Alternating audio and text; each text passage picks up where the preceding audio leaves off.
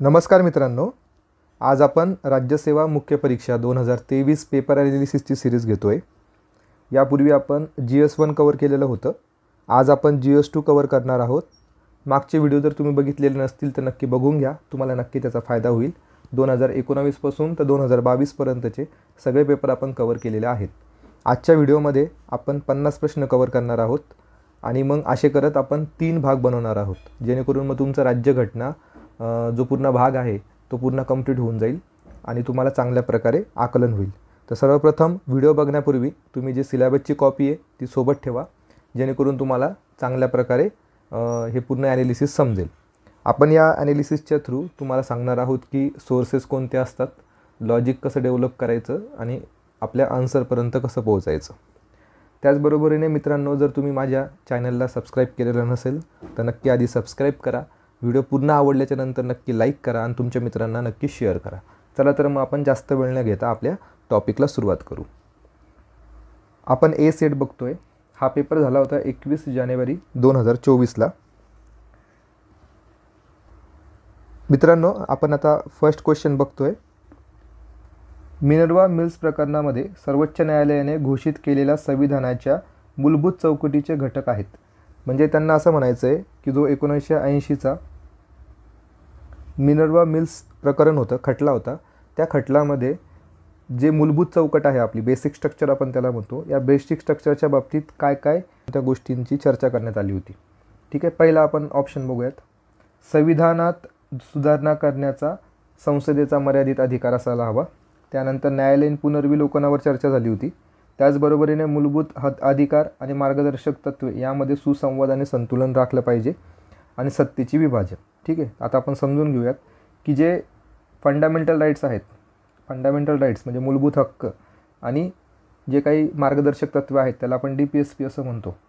ठीक आहे, तर या दोघांमध्ये सुसूत्रता असायला हवी, किंवा हे दोघं पण जे आहेत ते एकमेकांना पूरक आहेत असं जे विधान केलं होतं ते केलं होतं मिनर्वा मिल्स खटल्यामध्ये। ठीक आहे, हे आपल्याला माहिती आहे, कारण की भरपूर वेळा प्रीला पण या पद्धतीचे प्रश्न येऊन गेलेले आहेत, त्याच्यामुळे तर आपलं उत्तर बरोबर असणारच आहे। बरोबरीने आपण जर बघितलं तर ज्युडिशियल रिव्ह्यू, न्यायालयीन पुनर्विलोकनावर पण चर्चा करण्यात आली होती, आणि संविधानात सुधारणा करण्याचा संसदेचा मर्यादित अधिकार असायला हवा, हे पण या मिनर्वा मिल्स खटल्यामध्ये बोलण्यात आलेलं होतं। ही जी सगळी इन्फॉर्मेशन ही तुम्हाला लक्ष्मीकांत सरांच्या पुस्तकामध्ये भेटून जाईल। तर जो ड नंबरचा ऑप्शन आहे, सत्तेचे विभाजन, सेपरेशन ऑफ पॉवर्स, त्याच्याबद्दल मिनर्वा मिल्स खटल्यामध्ये चर्चा झालेली नव्हती, त्यामुळे ड आपलं उत्तर नसणार आहे। म्हणजे डला जर आपण एलिमिनेट केलं, इथं ड आहे बघा, इथे ड आहे आणि इथे पण ड आहे, म्हणजे आपलं उत्तर काय असायला हवं, 1 नंबर। ठीक आहे, फर्स्ट क्वेश्चनचं उत्तर आहे 1। त्यानंतर पुढे जाऊयात। संविधान सभेबाबत आपल्याला काही विधानं दिलेली आहेत, आणि हा एकदम पॉप्युलर प्रश्न आहे आयोगाचा। संविधान सभा किंवा संसदेचं कामकाज, घटनेची निर्मिती, या सगळ्याबद्दल जे प्रश्न आहेत ते बेसिक प्रश्न असतात, आणि जे की प्रत्येक एक्झामला असतातच। तर आता हा सगळा फॅक्च्युअल डेटा आहे, तो आपण बघून घेऊयात। हा डेटा बघण्याच्या आधी आपण एक लक्ष्मीकांत सरांच्याच पुस्तकामधलं एक मजकूर टाकलेला आहे, तो आपण बघून घेऊया। बघा, तुम्हाला कळत असेल की अशा लाईन या मेनच्या पेपरमध्ये विचारलेल्या आहेत। तर बघा, पहिली लाईन काय म्हणते, मे 1949 मध्ये घटना समितीने भारताच्या राष्ट्रकुल सदस्यत्वाला मान्यता दिली। म्हणजे जे कॉमनवेल्थ नेशन जे आहेत, कॉमनवेल्थ नेशनचं जे मेंबरशिप आहे त्याच्यासाठी मान्यता कधी भेटलेली आहे, मे 1949ला। ठीक आहे, ही तारीख लक्षात ठेवायची। त्यानंतर बघा, 22 जुलै 1947 रोजी घटना समितीने राष्ट्रीय ध्वज स्वीकारला। ठीक आहे, कारण की आपल्याला 15 ऑगस्ट 1947ला भारत स्वतंत्र होणार होता, तेव्हा स्वातंत्र्य दिन साजरा करायचा होता, त्यामुळे त्यापूर्वीच आपल्याला काय करावं लागणार आहे, राष्ट्रीय ध्वज त्याची स्वीकृती करावं लागणार आहे। त्याच्यावरून तुम्ही लक्षात ठेवू शकता। तर 22 जुलै 1947ला काय केलेलं आहे आपण, भारतीय ध्वज, राष्ट्रीय ध्वज हा स्वीकारलेला आहे। त्यानंतर जर आपण बघितलं, 24 जानेवारी 1950 रोजी आपण राष्ट्रगीत स्वीकारलं, आणि परत त्याच तारखेला आपण राष्ट्रगान पण स्वीकारलं। म्हणजे 24 जानेवारी 1950 या दिवशी आपण राष्ट्रगीत आणि राष्ट्रगान हे दोन्ही पण आपण स्वीकारलेलं आहे। त्यानंतर पुढे आहे 24 जानेवारी 1950 रोजी, त्याच दिवशी आपण काय केलं, डॉक्टर राजेंद्र प्रसाद यांना भारताचे पहिले राष्ट्रपती म्हणून त्यांना निवडून दिलं। ठीक आहे, एवढं जो काही फॅक्च्युअल डेटा आहे तो आपल्याला फार महत्त्वाचा आहे. ठीक आहे, आता बघूयात आपल्या उत्तरापर्यंत जाऊयात आपण. बघा इथे फर्स्ट लाईन जर आपण बघितली, फर्स्ट ऑप्शन, संविधान सभेने मे 1949 रोजी राष्ट्रकुल सदस्यत्वाला मान्यता दिली. तर यस बरोबर आहे. त्यानंतर आपण जर बघितलं 22 जुलै 1947, मी आत्ता बोललो की आपल्याला ऑगस्ट महिन्यामध्ये आपल्याला स्वातंत्र्य दिन साजरा करायचा होता, त्यामुळे मग जुलै महिन्यामध्येच काय करण्यात आलं, राष्ट्रध्वज स्वीकारण्यात आला.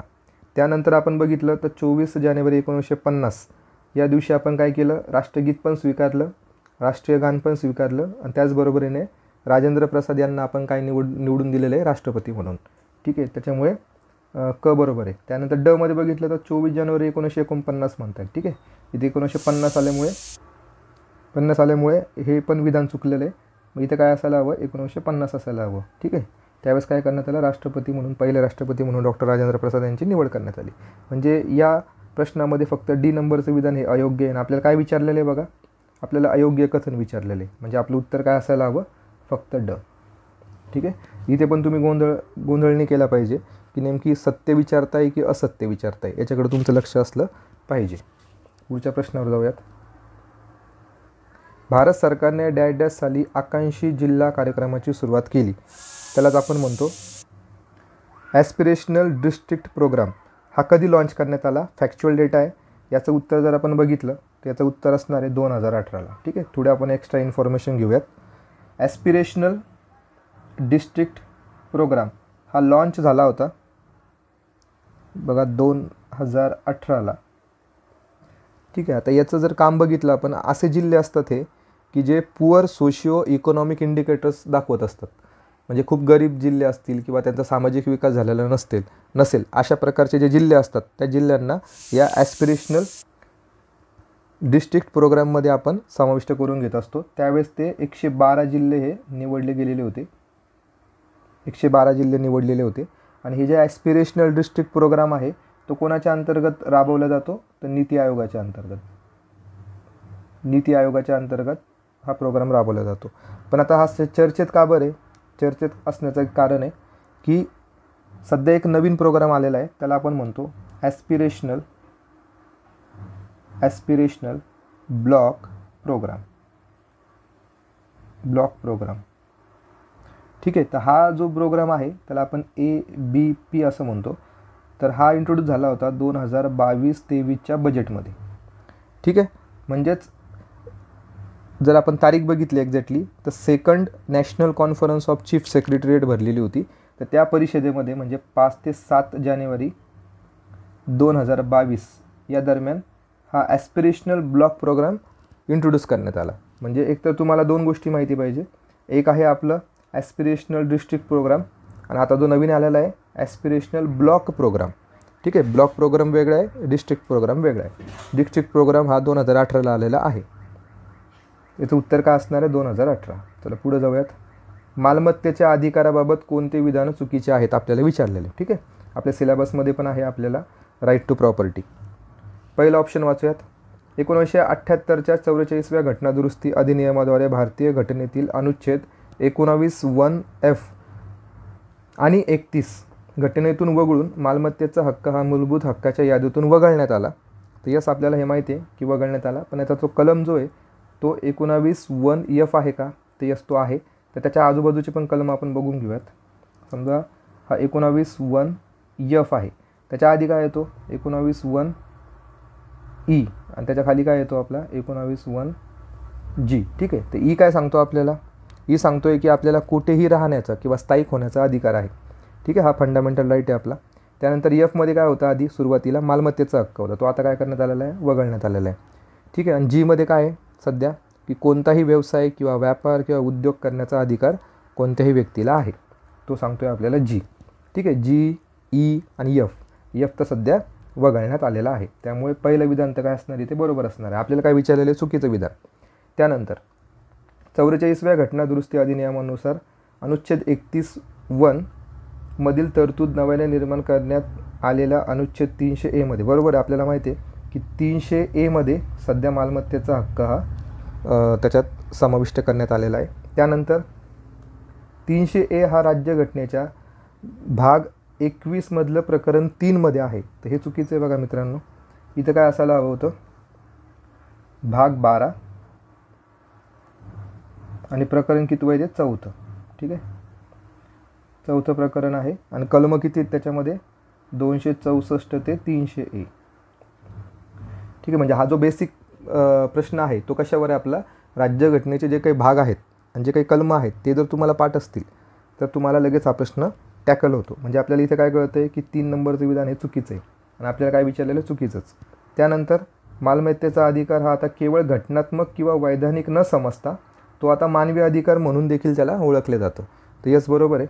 सध्या जर आपण बघितलं मालमत्तेचा अधिकार म्हणजे राईट टू प्रॉपर्टी ॲक्ट किंवा राईट टू प्रॉपर्टी हा घटनात्मकता आहेच, वैधानिक पण आहे आणि सध्या आपण त्याला मानवी अधिकार म्हणून पण ओळखतो. ठीक आहे, अशा पद्धतीचे हा मालमत्तेचा अधिकारावर प्रश्न होता. पण मी म्हणेल की जर तुम्हाला भाग माहिती असतील राज्यघटनेचे सगळे तर तरी तुमचा प्रश्न याच्यामध्ये टॅकल होतो. बाकीचं 1 नंबरचं विधान, 2 नंबरचं विधान आणि 4 नंबरचं विधान हे जरी तुम्हाला माहिती नसलं पण तुम्हाला सगळे भाग पाठ असतील, राज्यघटनेमध्ये जे 22 भाग आहेत ते सगळेचे सगळे जर तुम्हाला पाठ असतील तर नक्की हा प्रश्न तुमचा टॅकल होतो. पुढच्या प्रश्नावर जाऊयात. भारतीय राज्यघटनेच्या 4थ्या भागात अनुच्छेद क्रमांक डॅशमध्ये राज्याच्या धोरणासंबंधीच्या मार्गदर्शक तत्वांचा समावेश आहे. हा पण बेसिक प्रश्न की जो आपल्या भागावर विचारलेला आहे की कोणता भाग आहे. तर 4थ्या पार्टमध्ये कोणकोणत्या कलमांचा समाविष्ट होतो, म्हणजे DPSP-बद्दल विचारता येते आपल्याला. मग 36 पासून तर 51 पर्यंतचे जे कलम आहेत ते आपले भाग 4 मध्ये येतात. तर आपलं उत्तर काय असणार आहे 2 नंबर. पुढे जाऊयात. भारतीय संविधानात नमूद असलेल्या राज्याच्या धोरणाची खालीलपैकी कोणती मार्गदर्शक तत्त्वे त्यांच्या अनुच्छेदाशी योग्यपणे जोडलेली आहेत. ठीक आहे, म्हणजे इकडे काही कलम दिलेले आहेत आणि त्याचं आपल्याला तरतूद दिलेली. ठीक आहे, तर बघूयात आपण 1 बाय 1. आता हे सगळे DPSPचे कलम आहेत त्याच्यामुळे आपल्याला ते पाठत असतात कारण की आपण ते प्रीमध्ये पण करत असतो. तर आर्टिकल 42 यामध्ये काय दिलेलं आहे, कामाच्या ठिकाणी मानवी स्थिती आणि मातृत्व सुविधा उपलब्ध असणे. त्यानंतर अनुच्छेद 43मध्ये आपल्याला माहिती आहे की कुटीर उद्योगाचा विकास करणे आणि अनुच्छेद 50 सगळ्यांना माहीत असणार आहे की कार्यकारी मंडळापासून न्यायमंडळ हे विभक्त करणे. ठीक आहे, इथं जर बघितलं आपण separate the judiciary from the executive. ठीक आहे, असं ते आहे. म्हणजे सगळेचे सगळे विधानात काय इथे बरोबर ठरतायत, म्हणजे वरीलपैकी सर्व आपले उत्तर असणार आहे. त्याला पुढच्या क्वेश्चनवर जाऊयात. आता पुढचा प्रश्न जो आहे तो झोनल काउन्सिलवर आहे आणि प्रत्येक पेपरला झोनल काउन्सिल किंवा इंटर स्टेट काउन्सिल या दोघांवर प्रश्न येतो. ठीक आहे, तर झोनल काउन्सिलबद्दल काही विधानं दिलेली आहेत. पहिलं विधान, राज्य, केंद्रशासित प्रदेश, केंद्र यांच्या सहकार्य आणि समन्वय यास चालना देणे. हे त्याचं काम आहे का झोनल काउन्सिलचं, तर यस, विभागीय परिषदांचं ते काम आहे. त्यानंतर राज्यवाद, क्षेत्रवाद, भाषावाद, संकुचितवादी तीव्र वृत्ती यांना आळा घालणे, जेणेकरून राज्यांमधलं आणि केंद्र आणि राज्यांमधले जे काही संबंध आहे ते चांगल्या प्रकारे राहतील आणि ते चांगल्या प्रकारे काम करू शकतील. त्याच्यामुळे संकुचितवादी तीव्र वृत्तींना आळा घालणे हे पण झोनल काउन्सिलचं काम आहे, जेणेकरून सगळ्या राज्याचे मुख्यमंत्री तिथे बसतील आणि चर्चा करतील.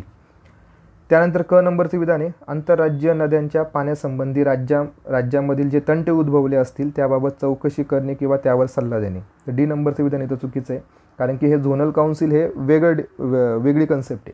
पण हे जर बघितलं आपण आंतरराज्यीय नद्यांचं पाण्यासंबंधी त्याच्यासाठी स्पेशल कलम आहे आपल्याकडे 262. ठीक आहे, त्यासाठी आपण काय म्हणतो त्याला नदी लवाद आपण त्याला म्हणतो. नदी वादाबद्दल जे काही गोष्टी असतात किंवा आंतरराज्यीय नद्यांचे जे विवाद असतात ते सोडवण्यासाठी आपल्याकडे काय लवाद आहे, जललवाद आहे. ठीक आहे, तर ही जललवादाची कन्सेप्ट आहे, जललवाद. त्यामुळे ह्या झोनल काउन्सिलमध्ये क विधानाचा काही इथे संबंध लागत नाही. त्याच्यामुळे कला आपण इथे काय करणार आहे, एलिमिनेट करणार आहे. तर क कुठे कुठे दिसतंय बघा तुम्हाला, 3 नंबरमध्ये क आहे, 2 नंबरमध्ये क आहे. ठीक आहे, आणि इथं केवळ अच बरोबर म्हणताय. ठीक आहे, त्याच्यामुळे आपलं उत्तर काय असणार इथे 1 नंबर. ठीक आहे, अ आणि ब बरोबर आहे, क विधान हे चुकीचं आहे. झोनल काउन्सिलबद्दलचा प्रश्न आहे. आता आपण थोडक्यात एक्स्ट्रा माहिती घेऊ झोनल काउन्सिलबद्दल. सध्या भारतामध्ये हे 5+1 झोनल काउन्सिल आहे. ठीक आहे, जर आपण बघितलं झोनल काउन्सिल हे कोणती संस्था आहे तर वैधानिक संस्था आहे. ही घटनात्मक संस्था नाही, वैधानिक आहे. का वैधानिक आहे, कारण की याचा एक ॲक्ट आहे. तो ॲक्ट कधीचा आहे, आपण ॲक्ट जर बघितला तर 1956चा ॲक्ट आहे बघा. झोनल काउन्सिलची जी रचना आहे किंवा जी झोनल काउन्सिल आहे ते कधी स्थापन झालेलं आहे? राज्य पुनर्रचना कायदा जो होता, राज्य पुनर्रचना कायदा 1956चा, ज्याच्यामध्ये आपण फजल अली कमिटी असं म्हणतो त्याला, तर ज्याच्यानुसार आपण 14 राज्यांची निर्मिती वगैरे केलेली. तर राज्य पुनर्रचना कायदा जो आहे 1956चा, त्यानुसार या झोनल काउन्सिलला वैधानिक दर्जा भेटलेला आहे. तर त्यावेळेस हे 5 झोनल काउन्सिल तयार झालेले होते. पण नंतरच्या काळामध्ये एक 6वं झोनल काउन्सिल तयार झालं, त्याला आपण ईशान्य परिषद असं म्हणतो, ईशान्य परिषद. याचा कायदा जर बघितला आपण तर 1971चा कायदा आहे. आणि ईशान्य परिषदेची स्थापना कधी झाली तर 8 ऑगस्ट 1972. ठीक आहे, यावर प्रश्न येऊ शकतो मे बी नेक्स्ट एक्झामला, की ईशान्य परिषदेची स्थापना कधी झाली, फॅक्च्युअल डेटा विचारला जाऊ शकतो.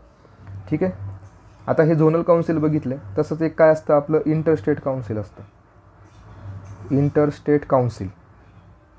त्यालाच आपण काय म्हणतो, आंतरराज्य, आंतरराष्ट्रीय किंवा आंतरराज्य परिषद असं त्याला म्हणत असतो आपण. आणि ही जी आहे इंटरस्टेट काउन्सिल, ही काय आपली घटनात्मक संस्था आहे, घटनात्मक. आणि हिचा कलम जर आपण बघितला तो किती असणार आहे, 263. ठीक आहे. म्हणजे आपण आता या एका क्वेश्चनवरून तुम्हाला काय काय गोष्टी कळाल्या आहेत. एक तर तुम्हाला जल्लाबाद कळाला, त्यानंतर इंटरस्टेट काउन्सिल कळालं, आणि त्याचबरोबरीने झोनल काउन्सिलची एक्स्ट्रा माहिती आपण घेतली. 8 नंबरचा प्रश्न आपण बघतोय, भारतीय संविधानातील नागरिकांच्या मूलभूत कर्तव्याच्या यादीत पुढीलपैकी कोणत्या शब्दांचा उल्लेख आला आहे. म्हणजे आपल्याला बेसिकली फंडामेंटल ड्युटीजवर प्रश्न विचारलेला आहे. तर फंडामेंटल ड्युटीमध्ये कोणकोणते शब्द आलेले आहेत. ठीक आहे, सिंपल प्रश्न आहे. राष्ट्रगीत आलेलं आहे त्याच्यावर, ते यस राष्ट्रगीत आलेलं आहे. एकात्मता शब्द आलेला आहे. त्यानंतर पुढे जर आपण गेलो तर वैधानिक स्वभाव आलेला आहे, त्याला आपण इंग्लिशमध्ये जर बघितलं सायंटिफिक टेम्पर त्यामध्ये येतो. वारसा बिल्डिंग असा शब्द नाही आहे त्याच्यामध्ये. इंग्लिशमध्ये जर बघितलं नॅशनल अँथम तर आहे, युनिटी आहे. नॅशनल ॲनिमल असा काही शब्द दिलेला नाही आहे. त्याचबरोबरीने संघराज्य रचना असा पण शब्द आपल्या मूलभूत कर्तव्यामध्ये दिलेला नाही आहे. ठीक आहे, फेडरल स्ट्रक्चर पण नाही आहे, नॅशनल ॲनिमल पण नाही. समजा तुम्हाला एक जरी माहिती असला याच्यातला की फेडरल स्ट्रक्चर, तर फेडरल स्ट्रक्चर जिथे जिथं असणार आहे डी ऑप्शन, इथं ड आहे बघा, इथे ड आहे, इथे ड आहे. ठीक आहे, फक्त एकच ऑप्शन आहे ज्याच्यामध्ये ड नाही आहे, जे आहे 4 नंबरचं ऑप्शन. पुढे जाऊयात. 1966 स्थापन झालेल्या प्रशासकीय सुधारणा आयोगाने म्हणजे ARC केंद्रात लोकपाल आणि राज्यामध्ये लोकायुक्त अशा द्विस्तरीय यंत्रणा स्थापन करण्याची शिफारस केली होती. ठीक आहे. पुढं आहे MC छागला 1966 स्थापन करण्यात आलेल्या प्रशासकीय सुधारणा आयोगाचे अध्यक्ष होते. तर ही इन्फॉर्मेशन तुम्हाला असणार आहे की जे काही फर्स्ट ARC होतं, फर्स्ट ARC त्याची स्थापना 1966 झालेली, पण त्याचे अध्यक्ष कोण होते? मोरारजी देसाई होते. पहिले अध्यक्ष मोरारजी देसाई. तर मोरारजी देसाई असतील तर MC छागला असणार आहे का? नाही. म्हणजे B नंबरचं विधान तर हे चुकीचं आहे. आणि पहिलं जर बघितलं तर ही जी शिफारस विचारलेली आहे आपल्याला, तर ही शिफारस बरोबर आहे. लोकपाल आणि लोकायुक्त असावं अशी शिफारस ही प्रशासकीय सुधारणा आयोगाने केली होती, पहिल्या प्रशासकीय सुधारणा आयोगाने. म्हणजे पहिलं विधान इथं बरोबर असणार आहे. ठीक आहे. हा टॉपिक कोणता असणार आहे आपला? केंद्र राज्य संबंध तसेच लोकपाल. हे जर 2 टॉपिक तुम्ही लक्ष्मीकांत पुस्तकातून केले तर तुमचा हा प्रश्न टॅकल होतो. याचं उत्तर असणार आहे फक्त अ बरोबर, B चुकीचं आहे. पुढे जाऊयात. उपराष्ट्रपतीबद्दलचा प्रश्न आहे. भारतातील उपराष्ट्रपती संदर्भात पुढील विधानं म्हणजे चुकीचं विधान आपल्याला सांगायचं आहे. ते लोकसभेची निवडणूक लढवण्यासाठी पात्र हवेत. नाही, इथे काय असायला होतं? राज्यसभा. राज्यसभेसाठी ते पात्रता असायला हवे, लोकसभेसाठी नव्हे. त्यामुळे पहिलं विधान चुकलं. त्यानंतर त्यांची बडतर्फी ही लोकसभा आणि राज्यसभेतील सदस्यांच्या बहुमताने पारित ठरावाद्वारे करण्यात येते. ते हे पण चुकीचं आहे. कारण की जर आपल्याला उपराष्ट्रपती जर राज्यसभेसाठी जबाबदार असतील किंवा राज्यसभेसाठी पात्र असतील तर त्यांना काढण्याचा अधिकार पण कोणाला असणार आहे? राज्यसभेला. कारण की राज्यसभेमध्ये इथं काय लागतं? आपल्याला प्रभावी बहुमत लागतं. राज्यसभेत प्रभावी बहुमत लागतं. ठीक आहे. इफेक्टिव्ह मेजॉरिटी आपण त्याला असं म्हणतो. इफेक्टिव्ह मेजॉरिटी कुठं पाहिजे? राज्यसभेत. आणि लोकसभेची काय पाहिजे? त्यासाठी सहमती पाहिजे. आणि जर काढायचंच असेल उपराष्ट्रपतींना पदावरून तर त्यासाठी 14 दिवसाची पूर्वसूचना द्यावी लागते. पूर्वसूचना किती दिवसाची असते? 14 दिवसाची असते. ते एवढी बेसिक माहिती पाहिजे आपल्याला, त्याच्यामुळे ब पण चुकलेलं आहे. ते कितीदाही पुनर्निवडणूक लढवण्यास पात्र असतात, हे विधान बरोबर आहे. ते पुनर्नेमणूक त्यांची कितीही वेळा होऊ शकते. म्हणजे आपलं काय असणार आहे चुकीचं विधान, अ आणि ब हे चुकीचं ठरणार आहे. पुढचा प्रश्न, लोकसभेत 84 जागा या अनुसूचित जातीसाठी राखीव आहेत. लोकसभेत 47 जागा या अनुसूचित जमातीसाठी राखीव आहेत. उत्तर प्रदेश, बिहारमध्ये अनुसूचित जमातीसाठी लोकसभेसाठी राखीव जागा नाहीत. आणि 2008मध्ये परिसीमनानंतरही महाराष्ट्रातील लोकसभेच्या आधीच्या अनुसूचित जाती आणि अनुसूचित जमातींसाठी राखीव असलेल्या जागांच्या संख्येत कोणताही बदल झालेला नाही. आणि आपल्याला काय विचारलेलं आहे, बिनचूक म्हणजे बरोबर विधानं सांगा. ठीक आहे, तर हा 84 आकडा आणि हा 47 आकडा हा आपला पाठच असतो. ठीक आहे, एस टीच्या जागा किती आहेत राखीव, 84, आणि एस टीच्या किती आहेत, 47 आहे. लोकसभेबद्दल आपण बोलतो आहे. ठीक आहे, त्याच्यामुळे पहिले दोन विधानं तर बरोबरच असणार आहे, अ आणि ब. अ आणि ब कुठे दिसते तुम्हाला, इथे दिसते, इथे दिसते. ठीक आहे, इथं दिसत नाही, इथं तर दिसतंय. ठीक आहे, पुढे जाऊयात आपण. तर उत्तर प्रदेश आणि बिहार जर बघितलं आणि तिथे एस टीची लोकसंख्या विचारता येते, एस टीचं जागा विचारतात आपल्याला, राखीव जागा. तर या दोन राज्यांमध्ये जर बघितलं तर एस टीसाठी राखीव जागा आहेत का, तर नाही आहे. ठीक आहे, एक पण जागा त्या एस टीसाठी इथे राखीव नाही आहे. एस सीसाठी असतील पण एस टीसाठी नाही आहे. त्याच्यामुळे क पण बरोबर आहे, प पण बरोबर आहे आणि अ पण बरोबर आहे. ठीक आहे, त्यानंतर ड नंबरचे विधान बघू. 2008च्या परिसीमनानंतर ते म्हणतायत की महाराष्ट्रातील एस सी आणि एस टीच्या राखीव जागा वाढल्याच नाही म्हणता येते, काहीच बदल झालेला नाही म्हणताय. असं होऊ शकतं का, तर नाही, चुकीचं आहे. तर त्याच्यामध्ये बदल झालेला आहे, त्या जागा वाढलेल्या आहेत. ठीक आहे, जर आपण लोकसभेच्या बाबतीत बघितलं पूर्ण राज्यांच्या बाबतीत, तर आधी 2008च्या आधी जर आपण पाहिलं तर एस सीच्या राखीव जागा होत्या 79 आणि एस टीच्या राखीव जागा होतात 41. आणि आता ते किती झालेले आहेत, 79चे झालेले आहेत ते 84 आणि 41चे झालेले आहेत ते 47. ठीक आहे, तर ही इन्फॉर्मेशन तुम्ही लक्षात ठेवा. म्हणजे आपलं इथं उत्तर काय असायला हवं, अ, ब आणि क. ठीक आहे, 1 नंबर आपलं उत्तर असणार आहे. ठीक आहे, चला पुढे जाऊयात. योग्य कथन आपल्याला सांगायचं आहे. भारतीय राज्यघटनेच्या 7व्या अनुसूचीमध्ये 3 सूच्या दिलेल्या आहेत, केंद्र सूची, राज्य सूची, समवर्ती सूची. बरोबर आहे प्रश्न, उत्तर बरोबर आहे. त्यानंतर अनुच्छेद 249 नुसार कायदा करण्याचे शेषाधिकार केंद्राकडे आहेत, हे चुकीचं आहे. इथे काय पाहिजे होतं, 248 पाहिजे होतं. ठीक आहे, म्हणजे कलम तुम्हाला इथे पाठ हवे. त्यानंतर म्हणजे ब तर चुकलेलंच आहे.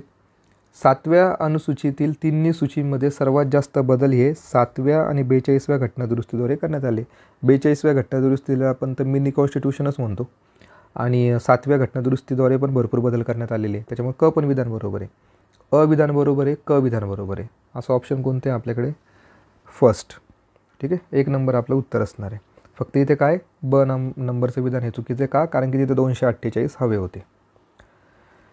पुढचं विधान आपलं आहे, योग्य कथन आपल्याला सांगायचं आहे. भारतीय राज्यघटनेची उद्देशपत्रिका ही पंडित नेहरू यांनी निर्मित व प्रस्तुत आणि संविधान सभेने स्वीकारलेल्या उद्दिष्टांचा ठराव यावर आधारलेली आहे. उद्देशपत्रिका ते यस बरोबर आहे, आपलं सरनामा आहे त्याच्यावर आधारित आहे. N.A. पालखेवाला संविधान तज्ज्ञ यांनी उद्देशपत्रिकेला काय म्हणलेलं आहे, संविधानाचे ओळखपत्र म्हणलेले. ते यस हे विधान बरोबर आहे, 2 नंबरचं विधान बरोबर आहे आणि पहिलं विधान पण बरोबर आहे. ठीक आहे, आपलं उत्तर काय असायला हवं, अ आणि ब. आता उद्देशपत्रिकेबद्दल थोडी एक्स्ट्रा माहिती घेऊ. यामध्ये जर आपण बघितलं तर उद्देशपत्रिकेचा जो ठराव आहे तो 13 डिसेंबर 1946 रोजी मांडला होता. ठीक आहे, कोणी मांडला होता, तो पंडित नेहरू यांनी. आणि ते संमत कधी झालं आहे, तर 22 जानेवारी 1947ला तो ठराव संमत झालेला आहे. तर यावर आयोगाने भरपूर वेळा प्रश्न विचारलेले आहे, प्रीमध्ये पण विचारलेले आहे. ठीक आहे, उद्दिष्टांचा ठराव हा 13 डिसेंबर आणि 9 डिसेंबरला काय झालं होतं, आपली संविधान सभा ही पहिली सभा झाली होती. 1946ला पहिली सभा संपन्न झालेली होती. मग 13 डिसेंबरला हा उद्दिष्टांचा ठराव मांडण्यात आला 1946मध्ये आणि 22 जानेवारी 1947ला तो संमत करण्यात आला. पुढे जाऊयात. लोक न्यायालयाबद्दल प्रश्न आहे, लोक अदालत पण आपण त्याला म्हणतो. बरोबर नाही, हे चुकीचं विधान आपल्याला सांगायचं आहे. 1987च्या कायद्यानुसार लोक न्यायालयाने दिलेला निवाडा किंवा निर्णय हा दिवाणी न्यायालयाचा आदेश मानला जातो व तो अंतिम असतो आणि तो सर्व पक्षकारांसाठी बंधनकारक असतो. हे बरोबर आहे. आपल्याला माहिती आहे की लोक अदालतामध्ये जर कोणी केस नेली तर ती केस केल्याच्या नंतर ते दोन्ही पण पक्षकारांसाठी तो जो निर्णय असतो तो अंतिम असतो. ठीक आहे. लोक न्यायालयाच्या प्रकरण दाखल केल्यावर कोणतेही कोर्ट फीस भरावी लागत नाही. ठीक आहे. परंतु जर न्यायालयात प्रलंबित असलेले प्रकरण लोक न्यायालयाकडे पाठवले गेल्यास आणि त्यानंतर निकाली निघाल्यास न्यायालयात भरलेली कोर्ट फी मात्र पक्षकारांना परत केली जात नाही. तर हे विधान चुकीचे आहे बघा. कारण की जर केस झालेली असेल किंवा निकाल लागलेला असेल त्या केसचा लोक अदालतीमध्ये, तर त्या पक्षकारांना जी कोर्ट फी भरलेली असते ती परत भेटत असते. ठीक आहे. परत भेटत असते.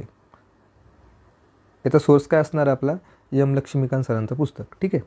त्यानंतर 3 नंबरचं विधान, कोणत्याही कायद्यानुसार समझोता न करता येणाऱ्या गुन्ह्यांच्या संदर्भात लोक न्यायालयाचे अधिकार क्षेत्र असणार नाही. बरोबर आहे. समजा असं कोणत्या कायद्यामध्ये सांगितलेलं आहे की त्याच्यामुळे समझोता करता येत नाही, तर ते कायदे लोक अदालतमध्ये घेऊन जाता येत नसतात. ठीक आहे. त्याच्यामुळे 3 नंबरचं विधान बरोबर आहे. 1 नंबरचं विधान बरोबर आहे. आपल्याला काय विचारलेलं आहे, चुकीचं विधान. ठीक आहे. मग आपलं उत्तर काय असणार आहे, 2 नंबर. ठीक आहे. चुकीचं विधान विचारलेलं आहे. 2 नंबरचं विधान हे चुकीचं आहे. त्यानंतर पुढे जाऊयात. योग्य कथन विचारलेले आहे आपल्याला. राष्ट्रपतींच्या महाभियोगामध्ये संसदेच्या कोणत्याही सभागृहाचे नामनिर्देशित आणि नियुक्ती सदस्य सहभागी होऊ शकतात. महाभियोगामध्ये तर बरोबर आहे. महाभियोगामध्ये नामनिर्देशित पण चालतात, नियुक्ती पण चालतात. पण निवडणुकीमध्ये म्हणजे जर आपल्याला राष्ट्रपतींची निवडणूक विचारली, राष्ट्रपती इलेक्शन, तर इलेक्शनमध्ये फक्त कोण सहभागी होतं, निर्वाचित सदस्य. ठीक आहे. निर्वाचित सदस्य. त्यानंतर पुढे, राष्ट्रपतींच्या महाभियोगामध्ये राज्यांच्या विधानसभांचे निर्वाचित सदस्य सहभागी होऊ शकत नाही. तर हे विधान काय बरोबर आहे.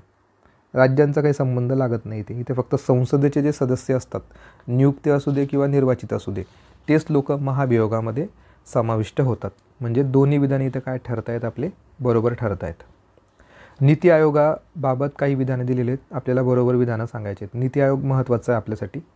तर रचना विचारलेली इथे नीती आयोगाची. नीती आयोगाची स्थापना आपल्याला माहिती आहे 1 जानेवारी 2015ला झालेली. आता याची रचना आपण समजून घेऊयात. पहिलं विधान आहे, नीती आयोगाचे उद्दिष्ट हे शाश्वत उद्दिष्ट साध्य करणे आणि देशातील सहकारी संघराज्य वाढवणे हे आहे. ते यस बरोबर आहे. दोन्ही उद्दिष्ट आहेत त्याचे. भारताचे पंतप्रधान हे नीती आयोगाचे पदसिद्ध अध्यक्ष असतात. यस, हे पण आपल्याला माहिती आहे. आणि नीती आयोगामध्ये 8 पूर्णवेळ सदस्य असतात. हे चुकीचं आहे. त्याला आपण फुल टाईम मेंबर असं म्हणतो. फुल टाईम मेंबर्स ते किती असतात, 4 असतात. ठीक आहे. आता जर आपण सध्या लेटेस्ट इन्फॉर्मेशन बघितली तर उपाध्यक्ष कोण आहेत नीती आयोगाचे, ते आहेत सुमन बेरी. ठीक आहे. आणि CEO कोण आहेत नीती आयोगाचे, तर BVR सुब्रमण्यम. ठीक आहे. म्हणजे आपल्याला रचना माहिती पाहिजे होती की 4 सदस्य जे असतात ते फुल टाईम असतात. म्हणजे 1 + 1 + 4 असं आपण म्हणू शकतो. बाकीचेही सदस्य असतात. 1 मध्ये अध्यक्ष, पुढे उपाध्यक्ष आणि 4 हे फुल टाईम सदस्य. म्हणजे आपलं उत्तर काय असायला हवं, अ आणि ब बरोबर. ठीक आहे. अ आणि ब बरोबर. भारत हे गणराज्य आहे, त्याचं रिझन काय. भारताला आपण रिपब्लिक का म्हणतो, इंडिया इज अ रिपब्लिक, त्याचं कारण काय. पहिलं, लोकांचे शासन असतं आणि लोकांसाठी शासन असतं. तर हेच बरोबर आहे. जो राज्यप्रमुख असतो म्हणजे राष्ट्रपती जे असतात ते निर्वाचित असतात. ठीक आहे. आपले राष्ट्रपती पण कसे आहेत, निर्वाचित आहे. म्हणजे इंडिया काय एक रिपब्लिक नेशन आहे. राष्ट्रपती पदासह सर्व पदे ही सर्व नागरिकांसाठी खुले असतात. कोणीही राष्ट्रपती या पदावर बसण्याचा त्याला हक्क असतो. म्हणजे तो त्या निवडणुकीला उभा राहू शकतो. ठीक आहे. त्याच्यामुळे त्याला आपण काय म्हणतो, भारत हे गणराज्य. म्हणजे सगळ्या नागरिकांना आपण काय केलेलं आहे की भरपूर अधिकार दिलेले आहेत. नागरिकांच्या हातात अधिकार असणं किंवा त्यांना त्यांचा अध्यक्ष निवडता येणं म्हणजेच आपण त्याला काय म्हणतो, गणराज्य. तर हे सगळे विधानं काय तिथे बरोबर आहेत. भारतीय संसदीय शासनाची वैशिष्ट्ये आपल्याला विचारलेले. कधी आपल्याला फेडरलचे वैशिष्ट्य विचारतात, कधी संसदीय पद्धतीचे विचारतात, कधी एकात्मक पद्धतीचे विचारतात. ठीक आहे. असे भरपूर प्रश्न असतात. पण ते प्रश्न टॅकल करण्यासाठी तुम्हाला जे लक्ष्मीकांत पुस्तकातले स्टार्टिंगचे 3-4 चॅप्टर्स आहेत तर ते चांगल्या पद्धतीने करायला पाहिजे. म्हणजे संविधानाची वैशिष्ट्ये किंवा अध्यक्षीय प्रणालीचे वैशिष्ट्ये यांचा जो फरक स्पष्ट आहे, जो डिफरन्स आहे तो तुम्ही समजून घ्यायला पाहिजे. मग तुमच्या अशा पद्धतीचे प्रश्न कधी चुकणार नाही. ठीक आहे. आता आपण बघूयात की पार्लमेंटरी जी सिस्टीम असते या पार्लमेंटरी सिस्टीमचे फीचर्स काय आहेत? तर पहिलं, नाममात्र व वास्तविक कार्यकारी अधिकारी यांचे अस्तित्व. तर यस, बरोबर आहे. पार्लमेंटरी सिस्टीममध्ये जे राष्ट्रपती असतात ते कसे असतात? नाममात्र असतात. त्याच्यावरून आपण लॉजिक लावू शकतो. त्यानंतर कार्यकारी मंडळाची विधिमंडळात सामूहिक जबाबदारी. आपल्याकडे पण बघा तुम्ही की जे खासदार असतात, जे संसद सदस्य असतात लोकसभेतले, ते लोकसभेसाठी सामूहिकरित्या जबाबदार असतात. ठीक आहे, म्हणजे ते त्या सभागृहासाठी जबाबदार असतात, म्हणजे सामूहिक जबाबदारी याच्यामध्ये असते. पंतप्रधानाचे नेतृत्व असतं पार्लमेंटरी सिस्टीममध्ये, जसं की UK पण आहे. त्यानंतर कनिष्ठ सभागृहाचे विसर्जन होऊ शकतं. कनिष्ठ सभागृह म्हणजे काय? लोकसभा. आपल्याकडे लोकसभेचं विसर्जन होतं. वरिष्ठ सभागृह कोणते आहे? राज्यसभा. राज्यसभेचं विसर्जन होत नाही. त्यानंतर बहुमतधारी पक्षाची सत्ता असते. ज्याचं बहुमत आहे त्याची सत्ता. हे कोणाचं वैशिष्ट्य आहे? संसदीय शासन प्रणालीचं वैशिष्ट्य आहे. म्हणजे इथे काय आपलं उत्तर असणार आहे? वरीलपैकी सर्व बरोबर. ठीक आहे, चला पुढे जाऊयात आपण. हा पुढचा प्रश्न एकदम इझी क्वेश्चन आहे, जे की मी तुम्हाला आधी पण बोललं होतं. संविधानाचे भाग तुम्हाला पाठ करावं लागणार आहे आणि त्याच्यामध्ये कोणकोणते घटक येतात ते तुम्हाला पाठ करावं लागणार आहे. तर त्याच्यावरचे तुमचे हमखास 2 किंवा 3 क्वेश्चन हे सॉल्व्ह होतात. आपण जोड्या लावूयात आता. पहिलं आपण हे रोमन अंकचं कन्वर्जन करून घेऊयात आपल्या साध्या याच्यामध्ये, तेव्हा तुमच्या ते चांगलं लक्षात येईल. तर पहिलं जर बघितलं, आपला 20 भाग विचारलेला आहे आपल्याला, 20 नंबरचा. नंतर 18 आहे, नंतर 15 आणि नंतर हे जे आहेत हे 11 आहेत. ठीक आहे, आता आपण तुम्हाला सोपं पडेल हे. तर जर आपण 20मध्ये जर बघितलं तर 20मध्ये हे घटना दुरुस्ती येतं. ठीक आहे, अमेंडमेंट येतात याच्यामध्ये. त्यानंतर 18मध्ये जर आपण बघितलं तर आणीबाणीच्या संबंधित येते, आणीबाणी संबंधित तरतुदी. 15मध्ये इलेक्शन येतं, निवडणुका. आणि 11मध्ये काय असणार आहे? आपला केंद्र राज्य संबंध असणार आहे. म्हणजे आपला ऑप्शन काय? 4 नंबर. त्यानंतरचा प्रश्न आहे, भारतात इलेक्ट्रॉनिक मतदान यंत्राचा वापर म्हणजे EVMचा वापर सर्वप्रथम डॅशमध्ये केरळमधील सर्वसाधारण निवडणुकीमध्ये झाला. आपल्याला इयर विचारलेले की EVMचा वापर कधी झाला, तर माहिती आहे सगळ्यांना, मे 1982मध्ये. ठीक आहे, 1 नंबर याचं उत्तर असणार आहे. सिम्पल क्वेश्चन होता हाही, आणि तो आपण PYQचे भरपूर वेळा विचारलेला आहे. उपराष्ट्रपतींच्या निवडणुकीच्या निर्वाचन मंडळामध्ये कोणाकोणाचा समावेश होतो? ठीक आहे, कधी राष्ट्रपतीचं विचारतात, कधी उपराष्ट्रपतीचं विचारतात. यामध्ये कोण कोण समाविष्ट असतं? लोकसभेचे सर्व सदस्य असतात का? तर असतात. त्यानंतर राज्याच्या विधानसभेचे असतात का? विधानसभेचा इथे काही संबंध नाही आहे. ठीक आहे, त्याच्यामुळे ते नसणार. आणि राज्यसभेचे सर्व सदस्य असणार का? तर असणार. म्हणजे आपलं उत्तर काय असायला हवं? 1 म्हणजे 4 नंबर. एक पुढचा प्रश्न जर आपण बघितला, हा पण लक्ष्मीकांत सरांच्या पुस्तकामध्ये आहे. खालीलपैकी कोणत्या कॅबिनेट समितीचे अध्यक्ष हे पंतप्रधान असतात? ठीक आहे, सिंपल प्रश्न आहे. त्याच्यामध्ये जर बघितलं आपण, राजकीय व्यवहार समिती, त्याला इंग्लिशमध्ये पॉलिटिकल अफेअर्स कमिटी म्हणतो आपण. त्यानंतर वित्तीय व्यवहार समिती, इकॉनॉमिक अफेअर्स कमिटी. त्यानंतर संसदीय कामकाज किंवा संसदीय व्यवहार समिती, पार्लमेंटरी अफेअर्स कमिटी. या ज्या पहिल्या 3 समित्या आहेत. ठीक आहे, या 3 समित्या महत्त्वाच्या आहेत. त्यानंतर नियुक्ती समिती, ही पण फार महत्त्वाची. ठीक आहे, त्याच्यापैकी आपण बघूयात. यातली फक्त एकच अशी समिती की जिचे अध्यक्ष हे गृहमंत्री असतात, जी आहे संसदीय कामकाज समिती. ठीक आहे, हिचे कोण असतात? गृहमंत्री असतात अध्यक्ष. पण बाकीचे जर बघितलं आपण, राजकीय व्यवहार, वित्तीय व्यवहार आणि नियुक्ती, या सगळ्यांचे जे काही अध्यक्ष असणार आहे ते कोण असणार आहे? पंतप्रधान असणार आहे. ठीक आहे, पंतप्रधान. म्हणजे आपलं उत्तर काय असायला हवं? अ, त्यानंतर ब आणि ड. ठीक आहे, चला पुढे जाऊयात. भारतीय संविधानाच्या अनुच्छेद 76मध्ये अटॉर्नी जनरलच्या नियुक्तीबाबत तरतुदी आहेत. 76मध्ये आहे का? AGIच्या तरतुदी आहेत. पहिलं विधान बरोबर आहे. अटॉर्नी जनरलला भारतीय सीमा क्षेत्रातील सर्व न्यायालयामध्ये ऐकून घेण्याचा अधिकार प्राप्त आहे. तो कोणत्या पण न्यायालयामध्ये जाऊन त्याचं म्हणणं मांडू शकतो, सरकारची बाजू घेऊ शकतो. त्यानंतर अनुच्छेद 88 नुसार अटॉर्नी जनरलला संसदेच्या कोणत्याही सभागृहात बोलण्याचा अधिकार आहे, परंतु मतदानाचा अधिकार प्राप्त नाही. तर हे पण विधान बरोबर आहे. अ, ब आणि क सगळे विधानं बरोबर आहेत. आणि जो हा 88 नंबरचा कलम आहे तो आपला भाग 5मध्ये येतो बघा, भाग 5मध्ये. ठीक आहे, भाग 5चे तुम्ही जे संसदेचे जे काही कलम आहेत सगळे, लोकसभेपासून राज्यसभेपर्यंत आणि राष्ट्रपतीचे सगळे कलम, ते सगळे चांगले करून ठेवा, कारण की त्याच्यावर हमखास प्रश्न असतातच. ठीक आहे, आणि AGIला मतदानाचा अधिकार नसतो. सभागृहामध्ये बोलण्याचा अधिकार असतो पण मतदानाचा नसतो, हे पण आपल्याला माहिती आहे. म्हणजे वरीलपैकी सर्व हे आपलं उत्तर असायला हवं. त्यानंतर भारतीय संविधानात सर्वोच्च न्यायालयाचे न्यायाधीश नियुक्त होण्यासाठी किमान वयोमर्यादा किती सांगण्यात आलेली आहे? किमान वयोमर्यादा सांगण्यात आलेली आहे का आपल्या भारत देशामध्ये सर्वोच्च न्यायाधीशांची? तर नाही, सर्वोच्च न्यायालयाच्या न्यायाधीशांची वयोमर्यादा आपल्याला सांगण्यात आलेली नाही आहे, कोणतीही वयोमर्यादा देण्यात आलेली नाही आहे. ठीक आहे, कमाल मर्यादा देण्यात आलेली आहे पण किमान देण्यात आलेली नाही. त्याच्यामुळे आपलं उत्तर काय असणार आहे? 4 नंबर. पुढचा प्रश्न, राज्यघटनेची मूलभूत संरचना असलेल्या तरतुदीमध्ये संसद दुरुस्ती करू शकत नाही अशा आशयाचा निर्णय सर्वोच्च न्यायालयाने गोलकनाथ खटला 1967 मध्ये दिला. आपण मागच आत्ता बघितलं होतं, मूलभूत रचनेमध्ये संसदेच्या दुरुस्तीसाठी काय करण्यात आलेले, मर्यादित करण्यात आलेले, म्हणजे मर्यादा आहेत संसदेला. ते आपण कशात बोललो होतो? मिनर्वा मिल्स खटल्यामध्ये. आणि इथं बोलता येत ते गोलकनाथ खटल्यामध्ये. त्याच्यामुळे पहिलंच विधान काय झाली, ते चुकीचं ठरते. त्यानंतर पुढे आहे, भारतीय राज्यघटनेमध्ये दुरुस्तीचे विधेयक हे प्रथम केवळ लोकसभेमध्ये सादर करता येतं. म्हणजे जे घटना दुरुस्ती विधेयक असतं ते फक्त लोकसभेत सादर करता येतं असं ते बोलत आहेत.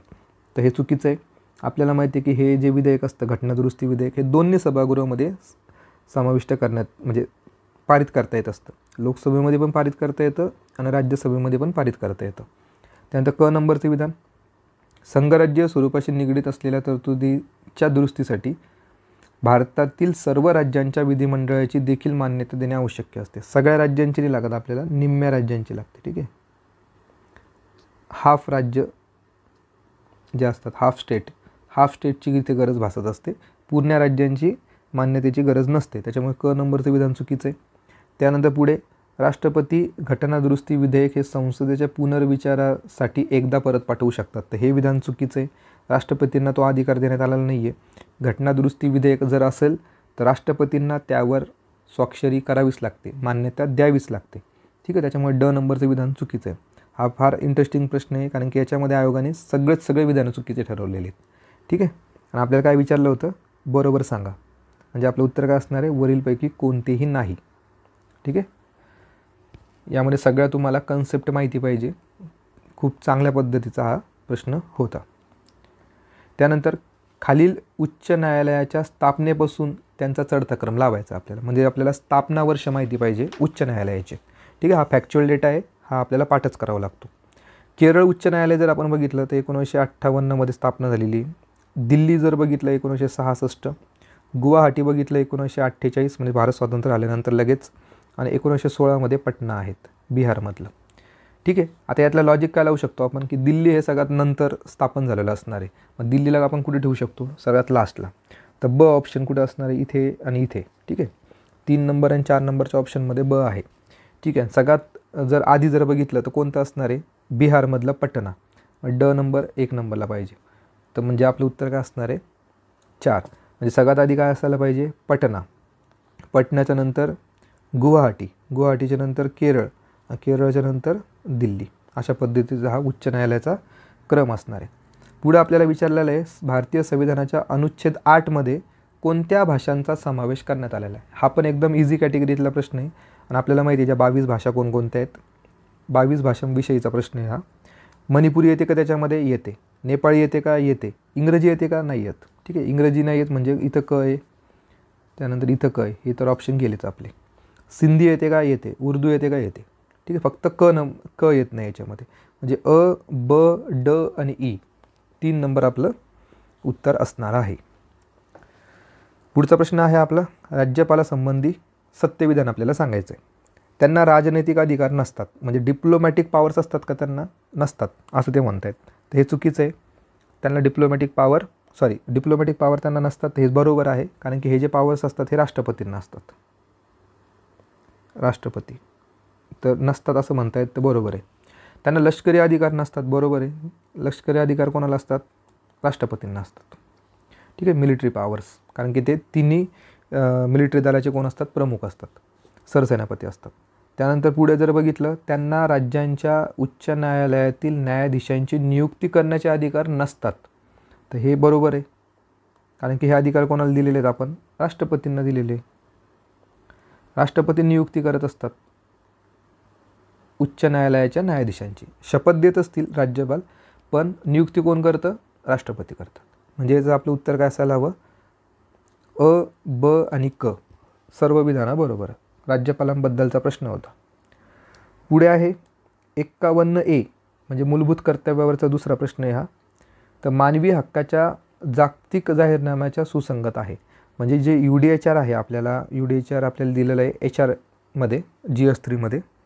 या UDHR मध्ये 30 कलमं येतात टोटल, ते आपण GS3 मध्ये बघणारच आहोत. या 30 कलमांपैकी असं कोणतं कलम आहे की जो मूलभूत कर्तव्याशी संबंध दाखवतो.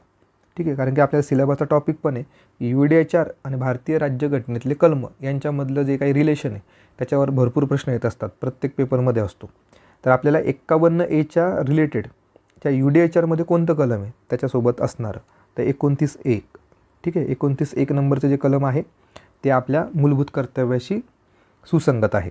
ठीक आहे, त्याच्यामुळे तुम्हाला याच्यामध्ये काय माहिती पाहिजे, UDHRचे जे 30 कलम आहेत तर ते 30च्या 30 कलम तुमचे पाठ असले पाहिजे. आणि आपण हे आपल्या ऑलरेडी टेलिग्राम चॅनलवर टाकलेले आहेत 30 कलम. ठीक आहे, ते UDHR तुम्ही चांगलं करून ठेवा, तुम्हाला GS3ला पण फायदा होईल आणि आला तर प्रश्न GS2 मध्ये पण येऊ शकतो. पुढचा प्रश्न आहे फार इंटरेस्टिंग. अंदमान आणि निकोबार बेटे हे खालीलपैकी कोणत्या उच्च न्यायालयाच्या प्रादेशिक अधिकार क्षेत्रामध्ये येतात. ठीक आहे, तर अंदमान आणि निकोबार कोणत्या उच्च न्यायालयाच्या अंतर्गत येतो, कलकत्ता. ठीक आहे, आता माझा नेक्स्ट क्वेश्चन आहे की जे लक्षद्वीप आहे, लक्षद्वीप हे जे बेट आहे तर हे कोणत्या उच्च न्यायालयाच्या अंतर्गत येतं, तर लक्षद्वीप जर बघितलं तर ते केरळच्या अंतर्गत येतं. ठीक आहे, केरळच्या अंतर्गत लक्षद्वीप येतं आणि अंदमान निकोबार हे कलकत्त्याच्या अंतर्गत येतं. ठीक आहे, चला पुढे जाऊयात. दिल्लीच्या संदर्भात काही विधानं दिलेली आहेत, योग्य विधान आपल्याला सांगायचं आहे. पहिलं, भारतीय संविधानाच्या परिशिष्ट 1 मध्ये दिल्लीचा समावेश केंद्रशासित प्रदेशांमध्ये करण्यात आलेला आहे. आपल्याला माहिती आहे जे परिशिष्ट 1 असतं, या परिशिष्ट 1 मध्ये राज्य आणि केंद्रशासित प्रदेशांचे नावं दिलेले असतात. ठीक आहे, त्याच्यामुळे पहिलं विधान बरोबर आहे. दिल्लीला स्वतःचे विधिमंडळ आहे का, तर यस आहे, स्वतःचं विधिमंडळ आहे, त्याच्यामध्ये 70 सदस्य पण आहेत. त्यानंतर दिल्लीच्या विधिमंडळाला सार्वजनिक सुव्यवस्था, पोलीस आणि जमीन याविषयी कायदा करण्याचा अधिकार नाही, तर बरोबर आहे. हे कायदा करण्याचा अधिकार जो आहे तो कोणाला देण्यात आलेला आहे, केंद्र सरकारला देण्यात आलेला आहे. केंद्र सरकार याच्यावर कायदे बनवू शकतात. सार्वजनिक सुव्यवस्था, पोलीस आणि जमीन. ठीक आहे, त्याच्यामुळे हे सगळेचे सगळे विधानं काय तिथे बरोबर आहेत. आपलं आन्सर असणार आहे अ, ब आणि क. पुढचा प्रश्न आहे आपला 27 जानेवारी 2014 रोजीच्या अधिसूचनेद्वारे कोणत्या धर्माला आणखी एक अल्पसंख्याक समुदाय म्हणून घोषित किंवा अधिसूचित करण्यात आलं. याचं उत्तर सिंपल आहे, जैन. कारण की भरपूर वेळा PYQ मध्ये पण आलेला प्रश्न आहे, त्याच्यामुळे सोपा आहे, जैन याचं उत्तर असणार आहे. संविधान सभेबाबत आपल्याला योग्य विधानं सांगायची आहेत. कॅबिनेट मिशन योजनेद्वारे निर्माण केलेल्या योजनेअंतर्गत नोव्हेंबर 1946 मध्ये संविधान सभेची स्थापना करण्यात आली. ठीक आहे, हे तर आपल्याला माहिती आहे की नोव्हेंबर 1946. त्यानंतर प्रत्येक ब्रिटिश प्रांतात वाटप केलेल्या जागा या 4 मुख्य समुदायामध्ये जसं की मुस्लिम, शीख, दलित, सर्वसाधारण यांच्या लोकसंख्येच्या प्रमाणानुसार विभागले जाणार आहेत. हे चुकीचं आहे. तर ब्रिटिश प्रांतामध्ये किती भाग करण्यात आले होते, 3 भाग करण्यात आले होते. ठीक आहे, ते कोणकोणते होते, पहिला होता मुस्लिम, 3 समुदायांचे भाग होते हे. दुसरा होते शीख आणि तिसरे होते सर्वसाधारण. त्याच्यामध्ये दलितांचा समावेश नव्हता, सर्वसाधारण. ठीक आहे, 3 भागच करण्यात आले होते, इथं म्हणता येत ते 4 भाग करण्यात आले होते, त्याच्यामुळे ब नंबरचं विधान हे चुकीचं आहे. आपलं उत्तर असणार आहे फक्त अ बरोबर. ठीक आहे, चला पुढे जाऊयात आपण. पुढचा प्रश्न जो आहे परत एकदा मूलभूत कर्तव्यावर प्रश्न. 4 प्रश्न आपण बघितले की जे मूलभूत कर्तव्यावरचे आहेत. ठीक आहे, फंडामेंटल ड्युटीजवर. मूलभूत कर्तव्याची संकल्पना ही रशियाच्या म्हणजे सोव्हिएत युनियन राज्यघटनेपासून आपण प्रेरित आहे, ते याच बरोबर आहे. आपल्याला चुकीचं विधान विचारलं आहे. ठीक आहे, ते पहिले विधान बरोबर आहे. स्वर्ण सिंग समितीच्या शिफारशीनुसार 42व्या घटनादुरुस्तीद्वारे 1978 द्वारे भाग 4A मध्ये हे समाविष्ट करण्यात आलेले. तिथं काय पाहिजे होतं, 1978 नसून 1976 पाहिजे होतं. ठीक आहे, 42वी घटनादुरुस्ती 1976ला आलेली. ठीक आहे, आणि हे बरोबर आहे 4A मध्ये. ठीक आहे, त्याच्यामुळे 2 नंबरचं विधान चुकलं, म्हणजे आपलं उत्तरच काय असणार आहे 2 नंबर, आपल्याला चुकीचं विचारलेलं आहे. त्यानंतर 86वी घटनादुरुस्ती ही शिक्षणाच्या बाबतीत आहे, माहिती आहे आपल्याला. नंतर एक 11वं कर्तव्य जोडण्यात आलं आणि सर्व 11 मूलभूत कर्तव्य राज्यघटनेच्या 51A मध्ये दिलेले आहेत, हे पण बरोबर आहे. चला पुढे जाऊयात. अनुसूची 1 संदर्भात मूळ संविधानातील भारतीय प्रदेशांच्या तरतुदी संदर्भात पुढील विधानांपैकी कोणती विधाने योग्य आहेत. ठीक आहे, अनुसूची 1. आता याच्यामध्ये जर आपण पाहिलं तर मूळ भारतीय संविधानात राज्यांचे वर्गीकरण हे 3 गटात करण्यात आले असं ते म्हणतात, तर हे चुकीचं आहे. इथं 4 गटात करण्यात आलेले आहे आणि या प्रश्नाचं जे काही एक्सप्लेनेशन आहे हे आपण ऑलरेडी एका व्हिडिओमध्ये दिलेलं आहे, कारण की हा क्वेश्चन जो आहे तो आयोगाने कॅन्सल केलेला आहे आणि आपण ऑलरेडी एक व्हिडिओ बनवलेला आहे की कोणकोणते क्वेश्चन्स हे कॅन्सल झालेले आहेत, कोणकोणत्या क्वेश्चनचे आन्सर चेंज करण्यात आलेले हे आपण ऑलरेडी त्या व्हिडिओमध्ये कव्हर केलेले आहे. त्याच्यामुळे मी इथे जास्त एक्सप्लेनेशन नाही देणार, तुम्ही तो व्हिडिओ जाऊन बघा. तुम्हाला सगळ्या GSमधले कोणकोणते प्रश्न कॅन्सल झाले, कोणकोणते प्रश्नांचे उत्तर चेंज केले याच्याबद्दल सगळं एक्सप्लेनेशन भेटून जाईल. जर आपण GS2चा विचार केला तर 5 क्वेश्चन जे आहेत ते कॅन्सल झालेले आहेत आणि एक क्वेश्चन जो आहे तो चेंज झालेला आहे. ठीक आहे, त्यातला हा पहिला क्वेश्चन आहे कॅन्सल झालेला. ठीक आहे, त्याचं एक्सप्लेनेशन तुम्ही त्या व्हिडिओमध्ये बघा. आपण पुढच्या प्रश्नावर जाऊयात. पुढचा प्रश्न जोड्या लावा आहेत. आता हा थोडा डिफिकल्ट क्वेश्चन आहे, कारण की निवडणूक सुधारणा आणि त्याचे वर्ष हे थोडं आपल्याला पाठच हवं. बघूयात आपण. निवडणूकपूर्व मतचाचण्यांवर प्रतिबंध हे 2009मध्ये ठरवण्यात आलं. त्यानंतर इलेक्ट्रॉनिक प्रसारमाध्यमांमध्ये वेळेचे वितरण याचं 2003मध्ये. मतदाता सूचीमध्ये ऑनलाईन नोंदणी ही 2013मध्ये करण्यात आली, कारण नंतरच मग ऑनलाईन वगैरे सुरू झालं, म्हणून याचं थोडं लेटेस्ट उत्तर तुम्ही म्हणजे इयर देऊ शकतात. ऑनलाईन नोंदणी म्हणलं तर तुमचं फोकस कुठं पाहिजे, कचं 4 बघितलं तर 2 ठिकाणी येतं आहे. ठीक आहे, निवडणूक रोख्याचा प्रारंभ 2018मध्ये. यस, आता यावरून तर तुम्ही लगेच लॉजिक लावणार की निवडणूक रोखे जे आहेत त्याला आपण म्हणतो इलेक्ट्रोल बॉन्ड्स. हे माहिती आहे तुम्हाला 2018मध्ये करंटची न्यूज येते. म्हणजे डचं जर बघितलं तर 1 असायला हवं आणि आपण ऑलरेडी बघितलं की ऑनलाईन नोंदणी 2013ला व्हायला पाहिजे, म्हणजे 2 नंबर तुमचं उत्तर असणार. ठीक आहे, म्हणजे प्रश्न जरी डिफिकल्ट असला पण तुम्ही थोडंफार लॉजिक लावून प्रश्न सॉल्व करू शकतात. 37 नंबरचा प्रश्न आपण बघतोय. या 37 नंबरच्या प्रश्नामध्ये जो प्रश्न आहे तो सोशल मीडियावर आहे. ठीक आहे, सोशल मीडिया यावर हा प्रश्न विचारलेला आहे, इंस्टाग्राम, फेसबुक वगैरे. तर बघूयात आपण वन बाय वन. स्वायत्तता हे आधुनिक समाज माध्यमांचे वैशिष्ट्य नाही असं म्हणतायत. आपल्याला तर माहिती आहे आधुनिक समाज माध्यम हे तर स्वायत्तता गरजेची असते, त्याला स्वायत्तेवर तर ते चालत आहेत, त्याच्यामुळे पहिलं विधान तर चुकलं. त्यानंतर वेळ आणि स्थळांचे बंधन समाज माध्यमांना नाही. यस, तुम्ही ज्या कॉर्नरला असले तरी तुम्ही सोशल मीडिया वापरू शकतात, तर त्याच्यामुळे वेळेचं आणि स्थळाचं याला बंधन नाही आहे. आधुनिक समाज माध्यमांनी एक आभासी विश्व तयार केलेलं आहे. मेटा तुम्ही ऐकलं असेल फेसबुकचं. या मेटाच्या थ्रू काय केलेलं आहे, एक व्हर्च्युअल जग तयार करण्यात आलेलं आहे. आधुनिक समाज माध्यमे हे विश्वव्यापक असतात. यस, ते युनिव्हर्सल आहे. तुम्ही जगातल्या कोणत्याही माणसाशी इथं बसून तुम्ही संपर्क साधू शकतात. सोशल मीडियाचं कामच आहे. ब, क, ड हे बरोबर आहेत आणि अ नंबरचं विधान हे चुकीचं आहे. म्हणजे आपलं 1 नंबरचं जे ऑप्शन आहे ते आपलं आन्सर असणार आहे. त्यानंतर पुढे जाऊयात. आता हा पण प्रश्न फार इंटरेस्टिंग आहे. प्रेस काउन्सिल ऑफ इंडियाच्या रचनेबद्दलचा प्रश्न आहे हा, आणि ही रचना आपण आधी समजून घेऊ आणि मग उत्तरापर्यंत जाऊयात. तर याच्यामध्ये जर आपण बघितलं प्रेस काउन्सिल ऑफ इंडियाची रचना 1+28 अशा पद्धतीने एक अध्यक्ष असतो आणि 28 सदस्य असतात. आणि या 28 सदस्यांची आपण फोड करू आणि मग तुमच्या हा प्रश्न पुन्हा लक्षात येऊन जाईल. यामध्ये या 28मध्ये 13 + 6 + 1 + 3 + 5 अशा पद्धतीची रचना ही तुम्ही पाठच करून टाका. याच्यानंतर तुम्हाला नंतर बघण्याची गरज पडणार नाही. या 28 सदस्यांचं आपण वर्गीकरण बघतोय. या 13 सदस्यांमध्ये 7 सदस्य जे असतात ते पत्रकार असतात, 6 सदस्य जे आहेत ते संपादक आहेत. ठीक आहे, त्यानंतर जे 6 सदस्य आहेत पुढचे हे कोण असतात, हे मॅनेजमेंट किंवा वर्तमानपत्राचे मालक असतात, न्यूज एजन्सीचे मालक. हा जो एक व्यक्ती आहे तो असतो एजन्सीचा मालक किंवा एजन्सी असते, एजन्सी असलेला ओनर, एजन्सी ओनर. हे जे 3 सदस्य आहेत हे ते कोण असणार आहेत, तर शिक्षण, त्यानंतर कायदा, त्यानंतर संस्कृती याच्याशी रिलेटेड ज्ञान असणारी व्यक्ती. म्हणजे शिक्षण, कायदा, संस्कृती, ज्ञान असलेली व्यक्ती या 3 व्यक्ती असणार आहेत. आणि या 5 व्यक्ती कोण असणार आहे, खासदार असणार आहे. या खासदारांपैकी 3 खासदार हे लोकसभेचे असणार आणि यातले 2 खासदार हे राज्यसभेचे असणार. ठीक आहे, चला परत एकदा मी सांगतो. हे जे 13 सदस्य आहेत याच्यापैकी 7 पत्रकार असणार, 6 संपादक असणार. हे जे 6 सदस्य हे मॅनेजमेंट असणार, मॅनेजमेंट करणारे किंवा ओनर पण असू शकतात. हा जो एक सदस्य आहे तो एजन्सी हेड असतो, जे आपले वर्तमानपत्र असतात त्याची एजन्सी असते, त्या एजन्सीमधला एक माणूस. हे जे 3 लोक असतात ते शिक्षण, कायदा किंवा संस्कृती याचं ज्ञान असणारी व्यक्ती, तज्ज्ञ व्यक्ती. आणि हे जे 5 लोक असतात हे खासदार असतात. त्याच्यापैकी 3 खासदार हे लोकसभेचे असतात आणि 2 खासदार हे राज्यसभेचे असतात. आता आपल्या प्रश्नावर येऊयात आपण. आता राज्यसभेचे सदस्य विचारलेले किती आहे? राज्यसभेचे सदस्य 2. ठीक आहे, म्हणजे 1चं 3 असणार. लोकसभेचे सदस्य किती आहेत? 3 आहे, म्हणजे 4 असणार. ठीक आहे. कार्यरत पत्रकार किती असणार? कार्यरत पत्रकार 7. ठीक आहे. त्यानंतर वर्तमानपत्र संपादक किती सांगितलं आपण? 6. झालं तुमचं उत्तर.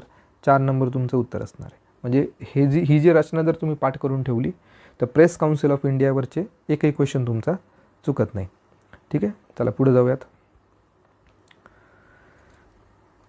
16 मार्च 2018 रोजी खालीलपैकी कोणत्या व्यक्तींची नियुक्ती भारतीय वृत्तपत्र परिषदेमध्ये झाली? आता हा करंट बेस्ड क्वेश्चन आहे. आता तुम्हाला याचा फायदा जास्त होणार नाही. डायरेक्टली आपण उत्तरापर्यंत जाऊयात. त्याच्यामध्ये विनय सहस्त्रबुद्धे होते, स्वप्नदास गुप्ता होते आणि श्रीमती मीनाक्षी लेखी होते. म्हणजे अ, ब, क. म्हणजे आता तुम्ही होमवर्कसाठी काय करून ठेवायचं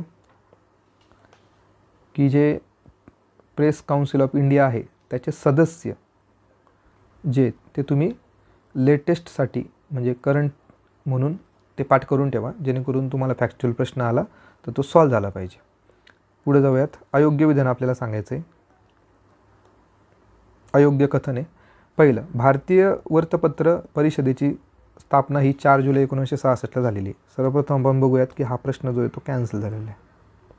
ठीक आहे ना. याचं एक्सप्लेनेशन आपण त्या व्हिडिओमध्ये दिलेलं आहे, तर तो तुम्ही व्हिडिओ नक्की बघा. आपण थोडक्यात इथे एक्सप्लेनेशन सांगूयात की जे प्रेस काउन्सिल ऑफ इंडिया आहे त्याला आपण काउन्सिल असं म्हणतो.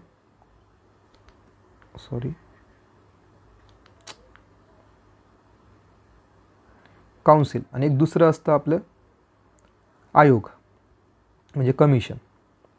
तर आयोग हा आधी स्थापन झालेला आहे. 1952मध्ये आयोग स्थापन झालेला आहे. या आयोगाचे पहिले अध्यक्ष होते G.S. राज्याध्यक्ष. ठीक आहे. आणि नंतर मग काउन्सिलची स्थापना झालेली, परिषदेची स्थापना झालेली. परिषद, प्रेस काउन्सिल.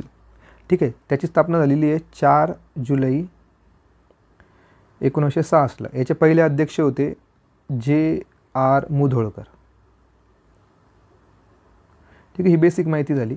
पण आता जर आपण बघितलं प्रेस काउन्सिल ऑफ इंडिया याला वैधानिक दर्जा कोणत्या कायद्याने दिला? वैधानिक दर्जा. तर याला वैधानिक दर्जा दिलेला आहे जो कायदा होता 1978चा कायदा होता. 1978च्या कायद्याने प्रेस काउन्सिल ऑफ इंडियाला वैधानिक दर्जा प्राप्त करून दिलेला आहे. आणि पहिला वर्तमान आयोग तर आपण बघितला की जो 1952ला स्थापन झालेला आहे. ठीक आहे. आता आपण आपल्या उत्तरापर्यंत जाऊयात. भारतीय वर्तमानपत्र परिषदेचे पहिले अध्यक्ष हे J.R. मुधोळकर होते. ते यस, पहिले दोन्ही विधानं बरोबर आहेत. ठीक आहे. त्यानंतर इथं आता इंटरेस्टिंग आहे, पहिला वर्तमानपत्र आयोग हा 1954मध्ये स्थापन झाला. तर 54 आहे का? नाही. इथं काय पाहिजे होतं? 1952 पाहिजे होतं. म्हणजे 3 नंबरचं विधान चुकलं. त्यानंतर म्हणता येते वृत्तपत्र परिषद अधिनियम 1966मध्ये संमत झाला. तर हे पण चुकीचं आहे. इथं काय पाहिजे होतं? 1978 पाहिजे होतं. त्याच्यामुळे 4 नंबरचा पण ऑप्शन चुकीचं आहे. म्हणजे 3 पण चुकीचं आहे, 4 पण चुकीचं आहे. त्यामुळे हा क्वेश्चन काय झालेला आहे? कॅन्सल झालेला आहे. ठीक आहे. आपल्याला अयोग्य विधान विचारलं होतं. त्यानंतर पुढचा प्रश्न आहे, जनता पक्ष जे जनता सरकार स्थापन झालं होतं 1977मध्ये, त्यावेळेसचे पंतप्रधान होते मोरारजी देसाई. तर त्या घटक पक्ष कोणकोणते होते त्याचे? तर त्याचे घटक पक्ष जर बघितलं आपण डायरेक्टली उत्तर देऊन टाकू. त्याच्यामध्ये होते सिंडिकेट काँग्रेस, त्यानंतर जनसंघ, भारतीय लोकदल आणि समाजवादी पक्ष होता. ठीक आहे. म्हणजेच आपलं 1 नंबर उत्तर असणार आहे. ठीक आहे. बरोबर. याच्यामध्ये जर बघितलं आपण तर इथं थोडं मायनर गोष्टी दिलेल्या आहेत, जसं की जनता दल यस, जनता दल यस आणि जनता दल यस. म्हणजे तुम्ही लक्षात ठेवायचं की जनता दल यस म्हणजेच तर आपण सेक्युलर असं म्हणतो, जनता दल सेक्युलर. तर या ऑप्शनला जर तुम्ही पकडून ठेवलं तर तुमचं बरोबर उत्तर येतं. ठीक आहे. याला तुम्ही एलिमिनेट करायचं. म्हणजे जनता दल यस आलं तर ते जनता पक्षामध्ये समाविष्ट नव्हते. ही तुमची इन्फॉर्मेशन. पुढे जाऊयात. कोणत्या निवडणूक सुधारणा 1996 नंतर झाल्यात? 1996 नंतर झालेल्या निवडणूक सुधारणा विचारलं आहे. हा थोडा डिफिकल्ट क्वेश्चन आहे. ठीक आहे. याच्यासाठी तुम्हाला थोडा अभ्यास लागणार आहे. ठीक आहे. याच्यामध्ये बघितलं तर 1976 नंतर कोणकोणत्या सुविधा झाल्यात? तर एकतर टपाल मतपत्रिकेद्वारे म्हणजे पोस्टल बॅलेटद्वारे मतदान करणं हे 1996 नंतरच झालेलं आहे. मतदार याद्यांचा मोफत पुरवठा करणं, हे पण 1996च्या नंतर झालेले आहे. त्यानंतर मतदानाच्या दिवशी कर्मचाऱ्यांना सुट्ट्या, तर हे 1996 आधीचंच होतं. त्यानंतर प्रोहिबिशन ऑफ आर्म्स म्हणजे शस्त्रास्त्रास प्रतिबंध, हे तर आधीपासूनच आहे लागू, त्याच्यामुळे 1996च्या आधीपासूनच आहे. त्यानंतर प्रॉक्सीद्वारे मत देण्याची सुविधा, ही सध्या लेटेस्ट पद्धत आहे, त्याच्यामुळे हे 1996 नंतर आहे.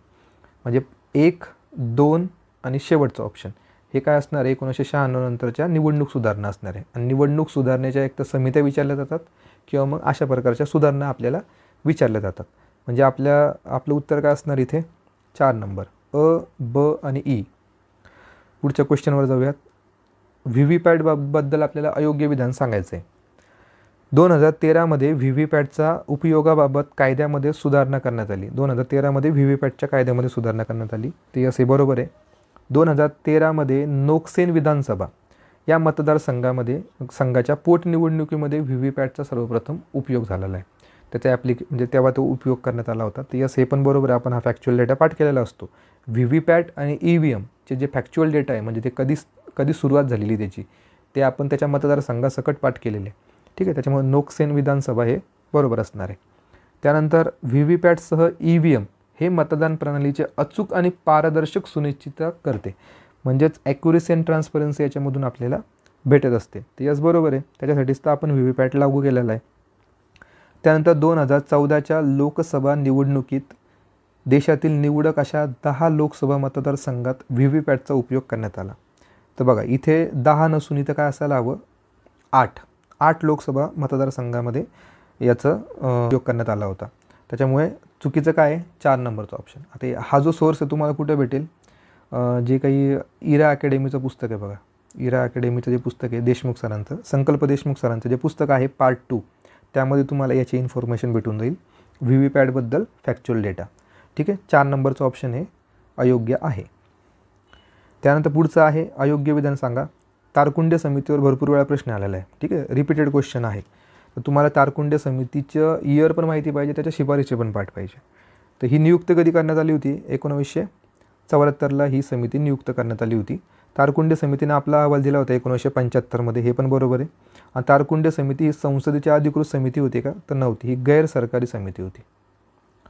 गैरसरकारी समिती होती, त्याच्यामुळे क नंबरचं विधान चुकीचं आहे. 3 नंबर आपलं उत्तर असणार आहे.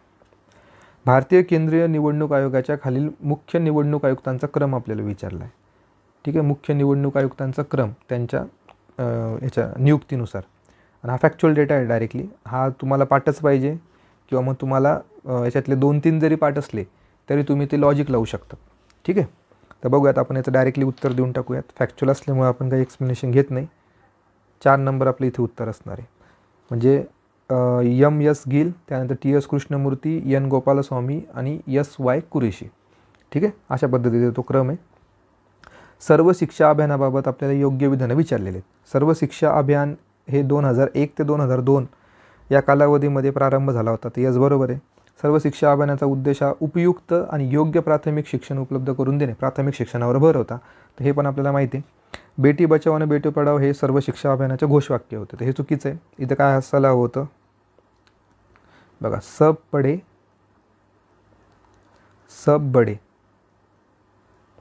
बडे. ठीक आहे, अशा पद्धतीचं घोषवाक्य होतं. ठीक आहे, सध्या आपण जर बघितलं 2018मध्ये एक नवीन योजना आलेली आहे, समग्र शिक्षा अभियान. या समग्र शिक्षा अभियानाच्या अंतर्गत आता काय करण्यात आलेलं आहे, जे सर्व शिक्षा अभियान होतं, सर्व शिक्षा अभियान आणि नंतर सुरू झालेलं माध्यमिक शिक्षा अभियान, या 2 अभियानांचं काय करण्यात आलेलं आहे, आता विलिनीकरण करण्यात आलेले 2018मध्ये. आणि ते कशामध्ये करण्यात आलं, समग्र शिक्षा अभियान, म्हणजे समग्र शिक्षा अभियान SSA. ठीक आहे, किंवा मिशन आपण त्याला म्हणू, SSM. ठीक आहे, समग्र शिक्षा मिशन. या अंतर्गत सर्व शिक्षा अभियान आणि माध्यमिक शिक्षा अभियानाचं एकत्रीकरण करण्यात आलेले कधी, 2018ला. घोषवाक्य काय, सब बडे, म्हणजे क नंबरचं विधान हे चुकीचं ठरते. म्हणजे अ आणि ब आपलं आन्सर असायला हवं. 1 नंबर आपलं उत्तर आहे. पुढे आहे ई पाठशालांची संसाधने ही डॅश डॅश भाषामध्ये उपलब्ध आहे. याचाही सोर्स तुम्हाला संकल्प देशमुख सरांच्या पुस्तकामध्ये भेटून जाईल. ई पाठशाला संसाधने जर बघितले आपण तर ते मराठीमध्ये तर नाही आहे. ठीक आहे, मराठीमध्ये नाही आहे, ते तुम्हाला माहिती पाहिजे. मराठीमध्ये नाही म्हणल्यावर इथं आहे, इथं पण आहे. ठीक आहे, हे तर ऑप्शन गेलेच. त्यानंतर मल्याळममध्ये पण नाही आहे ते. कुठे दिसते तुम्हाला? इथे दिसते बघा, हे पण गेलं. म्हणजे उत्तर काय असणार आपलं? 4 नंबर. ते कशामध्ये आहे तर ते आहे बघा, एक तर इंग्रजीमध्ये असणारच आहे. ठीक आहे, त्यानंतर हिंदीमध्ये आहे आणि उर्दूमध्ये आहे. ठीक आहे, हिंदी सर्वात जास्त बोलण्यात येते म्हणून हिंदीमध्ये असणारच आहे. म्हणजे ड, ई आणि फ हे ई पाठशालेचे काय आहेत, या भाषामध्ये ते उपलब्ध आहे. पुढे जाऊयात आपण. उच्च शिक्षणाचे आपल्याला काय विचारत आहेत? आव्हानं विचारत आहेत. कोणकोणते चॅलेंजेस आहेत हायर एज्युकेशनच्या बाबतीत इंडियामध्ये? निकृष्ट दर्जाच्या संस्थांची संख्या वाढ, तर हे त्याचं आव्हान असणार आहे का? यस, हे चॅलेंजेस आहेत सध्या, निकृष्ट दर्जाची संस्था. त्यानंतर व्यावसायिक अभ्यासक्रमावर कमी लक्ष देण्यात येतं. मंदगतीने मंजुरी आणि निधींची कमी वापर, निधींचा फंड कमी भेटला जातो. फंड कमी असलं तर उच्च शिक्षणासाठी ते फार धोकादायक असतं. नवीन जे रिसर्च आहेत ते होत नाहीत. आणि शिक्षणामध्ये माहिती तंत्रज्ञानाचा उपयोग, आता मला सांगा हे आव्हान आहे का किंवा हे चॅलेंजेस आहेत का? तर नाही, उलट हे चांगलं आहे ना. माहिती तंत्रज्ञानाचा उपयोग जर शिक्षणामध्ये होत असेल तर तो चांगला आहे. त्याच्यामुळे जे ड नंबरचं विधान आहे चुकीचं आहे. अ, ब आणि क उत्तर पाहिजे. म्हणजे 48चं 3 नंबर उत्तर आहे. ठीक आहे, एकदम बेसिक क्वेश्चन, वाचल्या समजून जातो. पुढे आहे शैक्षणिक तंत्रज्ञानाच्या उद्देशासाठी खालील विधानांपैकी चूक की बरोबर विधान आपल्याला सांगायचं आहे. शैक्षणिक तंत्रज्ञानाच्या संबंधात आहे. ठीक आहे, पहिला ऑप्शन शिक्षणाचा खर्च कमी करणे. म्हणजे जर आपण शिक्षणामध्ये टेक्नॉलॉजीचा यूज केला, तंत्रज्ञानाचा यूज केला तर काय होईल? शिक्षणाचा खर्च कमी होईल. तर यस, होणारच आहे, शिक्षणाचा खर्च कमी होईल. त्यानंतर अध्ययन प्रक्रिया अर्थपूर्ण होईल. म्हणजे to make the learning process meaningful. जर तुम्ही इंटरॅक्टिव्ह पद्धतीने किंवा तंत्रज्ञानाचा यूज करून किंवा ॲनिमेशन वगैरे दाखवून जर मुलांना शिकवत असाल तर अध्ययन प्रक्रिया कशी होणार आहे? एक मिनिंगफुल होणार आहे. नवीन किंवा जुन्या तंत्रांचा पूर्वग्रह रहित दृष्टिकोनातून वापर करणे. ठीक आहे, हे पण त्याच्यामध्ये येणार. जर आपण इंग्लिशमध्ये जर वाचलं तुम्हाला कळेल की यूज अ न्यू आणि ओल्ड टेक्नॉलॉजी विदाऊट बायस. हे तंत्रज्ञानाच्या मुळे आपण हे करू शकतो. त्यानंतर शिक्षण प्रक्रियेचा वेग वाढवणे. यस, 100% जे एज्युकेशनची प्रोसेसिंग आहे ती चांगल्या पद्धतीने होणार, लवकर मुलांच्या लक्षात येणार टेक्नॉलॉजीचा यूज केला तर. ठीक आहे, त्याच्यामुळे अ, ब, क, ड हे सगळेच त्याचं उत्तर असणार आहे, वरीलपैकी सर्व. आता शेवटचा क्वेश्चन आहे आजचा 50 नंबरचा. हाही क्वेश्चन काय केलेला आहे आयोगाने? कॅन्सल केलेला आहे. आणि याचंही तुम्हाला एक्सप्लेनेशन त्या व्हिडिओमध्ये भेटून जाईल. तरी आपण थोडक्यात सांगू. अयोग्य विधान आपल्याला विचारलेले. तर स्वयं, याच्यावर भरपूर वेळा प्रश्न असतो. ठीक आहे, आपल्या सिलेबसमध्ये पण दिलेलं आहे स्वयं. तो स्वयं हे भारत सरकारद्वारे विकसित केलेले राष्ट्रीय मूकचे पोर्टल आहे. ठीक आहे, एक ओपन सोर्स आहे तो ऑनलाईन लर्निंगचा. स्वयं अंतर्गत 7 राष्ट्रीय समन्वयकांची नियुक्ती करण्यात आली आहे. तर 7 नसून तिथं काय असायला हवं? 9 असायला हवं होतं. त्याच्यामुळे 2 नंबरचं चुकलं. त्यानंतर पुढे आहे NPTEL हे ऑनलाईन प्रमाणपत्र अभ्यासक्रम हे स्वयं अभ्यासक्रमापेक्षा वेगळे आहेत. तर वेगळे नसून ते सेम आहेत. ठीक आहे, त्याच्यामुळे हे पण चुकलं. त्यानंतर NPTEL हे स्वयंचे अभियांत्रिकीसाठीचे अधिकृत राष्ट्रीय समन्वयक आहेत. NPTEL तुम्हाला माहीत असेल कॉलेजमध्ये, इंजिनिअरिंग कॉलेजमध्ये NPTELचे व्हिडिओ असतात. ते NPTEL हे कशामध्ये काम करतं? इंजिनिअरिंग क्षेत्रामध्ये काम करतं, जे की ते कोऑर्डिनेटर आहे इंजिनिअरिंगसाठी. त्याच्यामुळे 4 नंबर बरोबर आहे. म्हणजे 2 आणि 3 हे चुकीचं असल्याकारणाने हा क्वेश्चन काय केलेला आहे आयोगाने? कॅन्सल केलेला आहे. तर बघा मित्रांनो, आपण हे 50 प्रश्न कवर केलेत. या 50 प्रश्नांपैकी मॅक्झिमम प्रश्न हे कोअर पॉलिटीचे होते आणि सगळेचे सगळे प्रश्न हे तुमचे यम लक्ष्मीकांत पुस्तकातून कवर होतात. ठीक आहे, त्याच्यामुळे तुम्हाला बाकीचे सोर्स काही जास्त बघण्याची गरज पडत नाही. त्याच्यामुळे यम लक्ष्मीकांत सरांचं पुस्तक चांगलं डिटेलमध्ये करा. तिथूनच प्रश्न हे कोअर पॉलिटीसाठी विचारले जातात. आणि बाकीचा जो प्रशासनाचा भाग आहे, एक तर तुम्ही खाटेकर सरांचं पुस्तक यूज करू शकतात किंवा संकल्प देशमुख सरांचं पुस्तक तुम्ही तिथे यूज करू शकतात. तर बघा मित्रांनो, तुमच्या मित्रांना हे व्हिडिओ शेअर करा, त्यांना पण याचा फायदा होऊ द्या. आणि व्हिडिओ जर आवडला असेल तर नक्की लाईक करा. आणि चॅनलला सबस्क्राईब केलेलं नसेल तर चॅनलला सबस्क्राईब करून टाका. व्हिडिओ पूर्ण बघितल्याबद्दल धन्यवाद.